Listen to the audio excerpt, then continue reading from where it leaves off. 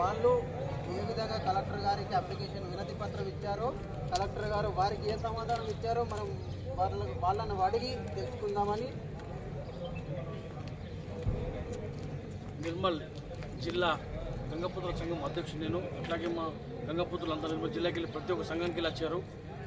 మొన్న ఏదైతే ప్రభుత్వం చెప్పిందో వేరే సంఘాలని వేరే కులాలని గంగపుత్రుల కలపడం, వాళ్ళకు సొసైటీ చేయమని, అట్లాగే చేపలు పట్టమని చెప్పింది, పట్టమని చేపలు పట్టుకోవడం ఛాన్స్ ఇచ్చింది. దానికోసం మేము వ్యతిరేకిస్తూ ఈరోజు మన నిర్మల్ కలెక్టర్ ఆఫీస్ గారికి వినతి పత్రం ఇవ్వడం జరిగింది.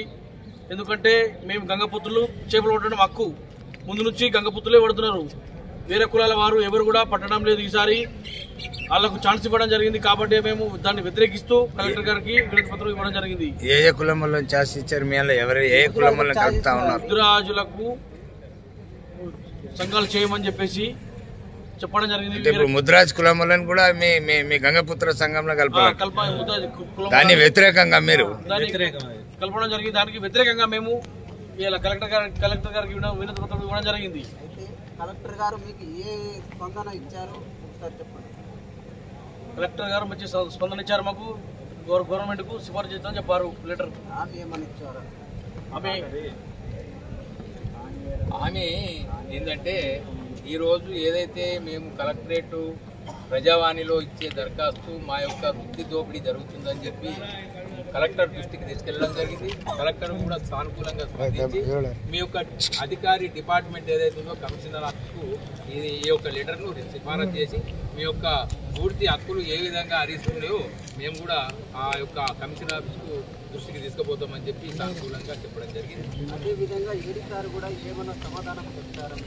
ఏడీ సార్ కూడా ఈరోజు మా దగ్గరికి రావడం జరిగింది. ఆయన అధికారికంగా ఈ యొక్క ప్రజావాణిలో ఉన్నాడు కాబట్టి మేడం దృష్టికి తీసుకుపోతుంది కాబట్టి ఆ తర్వాత మేడమే మా దృష్టికి తీసుకొస్తుందని చెప్పి మా దగ్గరికి వచ్చి చెప్పడం జరిగింది.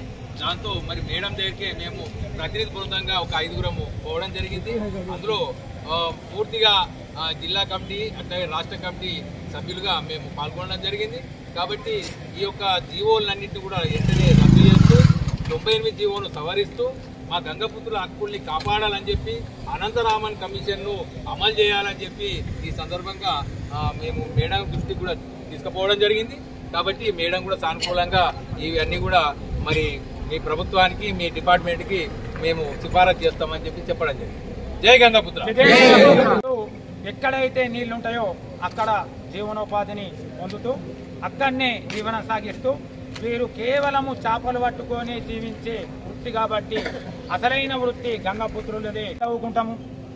ఆ విధానాన్ని ఆపేసి ఏ వృత్తిలో ఎవరైతే ఉన్నారో వాళ్ళని అదే వృత్తిలో చేయనియండి. మా వృత్తి గంగపుత్రులము, చేపలు పట్టే వృత్తి మాది. జిమ్మలు ఏదైతే ఉన్నదో ఏడ నీళ్లుంటే ఆడ పట్టుకునేటి వృత్తి. ముద్రాజు వాళ్ళు ఉన్నారు అక్కడ వాళ్ళు ఏం చేస్తున్నారు అంటే ముద్రాజులను ఉంచుతామని వాళ్ళు గట్టిగా స్పందిస్తున్నారు. దానికి మీ స్పందన ఏంది? అయితే గత కొన్ని సంవత్సరాల నుండి కూడా మా తాతల తండ్రుల నుంచి కూడా గంగపుత్రులే ఎక్కడైనా కూడా అక్కడ గంగపుత్రుడు లేని దగ్గర కూడా గంగపుత్రుడే చేపలు పట్టేవాడు. ఆ విలేజ్లో లేకున్నా కూడా వేరే వాళ్ళు ఎవరు లేకున్నా కూడా పక్క విలేజులల్లో కూడా కేవలం గంగపుత్రుడే ఆ చెరువులలో చేపలు పట్టేవాడు. అలాంటి చెరువులు కూడా చాలా మట్టుకు సొసైటీలలో రిజిస్ట్రేషన్ అయి ఉన్నాయి. చాలా మట్టుకు గంగపుత్రుడు లేని దగ్గర కూడా చాలా మట్టుకు